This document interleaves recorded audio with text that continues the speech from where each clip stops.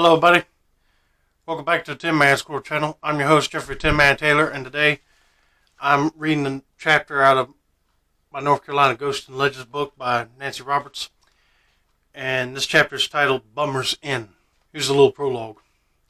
50 horses swung from the trees in the swamp, and another dangled over 2 new graves in a quiet family cemetery. Oh, man, that sounds spooky. Near Smithfield in Johnson County, in a swamp, a short distance from its shore, almost hidden by mist, lies an island. The sunlight is shut out by trees and matted vines. It is a perfect setting for a ghost, but no fictional storybook ghost lurks among the cypress. Instead, the swamp is haunted by the ghosts of 50 real men who died the way they lived. It was the twilight of the war between the states. In North Carolina, Sherman had cut a devastating path across the state. In his wake came the dregs of war, the bummers.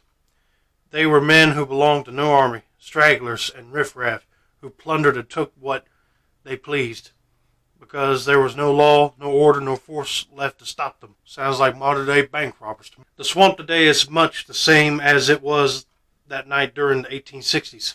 A might when scores of trees bore a gruesome burden. Altogether, there were almost 50 bodies swaying in the breeze when morning came. The story of the swamp and that night of vengeance starts at the plantation home near Smithfield. Colonel John Saunders had returned to his home to recover from a Yankee bayonet thrust in his hip. Late one summer night, he and his wife awoke to the sound of a loud banging on the front door. Saunders painfully made his way toward it. His wife lay in bed listening to the soft, dragged sound of her husband's useless leg. As he went to the door, "Who's there?" he called out. "David Fanning, sir," came the reply. "I have a sick man and I'm badly in need of shelter for him." "What division?" asked the colonel. "Wheeler's Confederate Cavalry," was the answer. Saunders opened the door, and as he did so, rough hands grabbed him. Pain shot through his hip like liquid fire. Man, yeah, if he already got wounded already, they should go easy on him. But they're showing him that they mean business. Surrounding him in the yard were 24 hard-faced, ragged men on mules. The man who seemed to be their spokesman was somewhat better dressed than the rest. He wore 2 revolvers and a cavalry sword swung at his side. He's trying to be a show-off, that's what he is. "All we want's a little information," said he. "Bummers, eh?" replied the colonel contemptuously. "You'll get nothing from me." "Oh, we will, old fellow," said the leader impudently. "Show us where you keep your money and jewelry." Colonel Sanders refused. "String him up, men. Bring out his wife and hang them both from the same tree." Man, these people are so cruel and mean.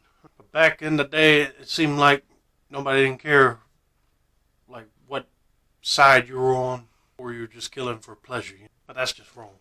And the bummer struck Saunders brutally across the face. By daybreak, all that remained of the Saunders home was a huge area of steel, smoldering timber.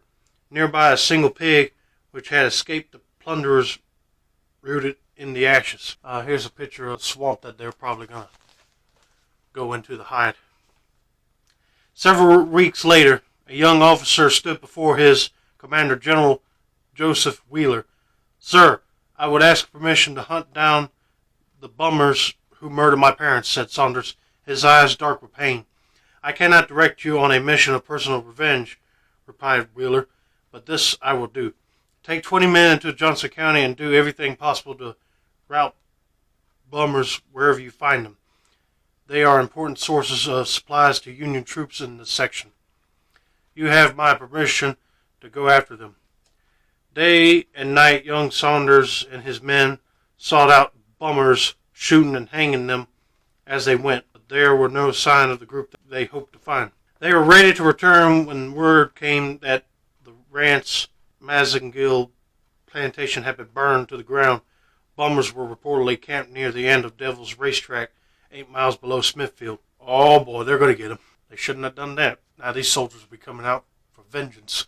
The bummers must have sensed danger, for by the time Saunders and his men arrived, they had fled toward Creek swamp. Excited country people ran from their homes to stop Saunders and his men as they passed. "They're in the swamp. There's an island in the middle with 50 men on it," went the talk. After some thought, Saunders decided he would lose too many men if he attempted to rush the island. "Go home and come back with all the old clothes you could find," he told the country people. A few hours later, it was dark. Dressed in the old clothes, Saunders and his men set out in boats for the island. The light of their torches cast fiery, dancing images on the black swamp water. A challenge rang out from the island. "Who goes there?" And the men in the boats replied, "Bummers from Harnett County. To hell with the Confederacy." That's a good way to win their trust. They were welcomed with glad shouts, leaving their rifles stacked in their camp. The bummers rushed to the boats to greet their comrades. Too late, they realized that these were no friends. 20 armed men eyed them with cold relentlessness. "Who is your leader?" asked Saunders. "David Fanning, at your service," answered a bold voice, and a tall bummer stepped forward. "My name is John Saunders. Is it familiar?" Fanning's swaggering manner dropped from him, and his face grayed. "Why, it must be. Yes, I'm Colonel Sanders' son," said the young lieutenant quietly. "Search each man," ordered Sanders. Forcing the reluctant Fanning to lift his arms, Saunders searched his pockets. Beneath his handkerchief, in the pocket of his coat, he felt a small object cold to the touch. As he drew it out, a fine gold chain fell to the ground, and in his hand lay a gold crucifix, his own mother's. "Hang every man of them, but not Fanning," ordered Saunders. The two waited together as one man after another was strung up. When there were none left and the dark figures of the bummers hung silently in the moonlight, Saunders mounted his horse with Fanning cowering beside him. They rode to his father's plantation. Past the blackened ruins toward the family cemetery they rode. 2 new headstones shone whitely under the limbs of a tall tree. Placing a noose over one of the branches, Saunders drove Fanning's horse from under him. For almost an hour, Fanning hung there, holding the rope with both hands. Finally, the hands loosened and slipped from the rope. 4 years afterward, natives say that on moonlight nights, shadowy figures could be seen hanging from the trees near the swamp, and few there were who cared to go by it after the sun had set. Their ghosts are still lingering around, and they haven't moved on. And here's a picture right here that the chimney was left standing when Sherman's bummers burned the Saunders plantation, and they got like a picture of a saber and a rifle crossed next to it, and there's the chimney. Well, that was it for that chapter.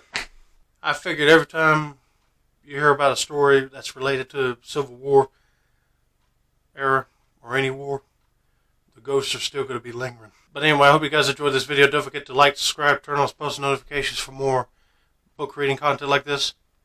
This has been another successful installment of the Tin Man Squirrel channel. I'm your host, Jeffrey Tin Man Taylor. I'd say that's a wrap, and have a nice day, y'all.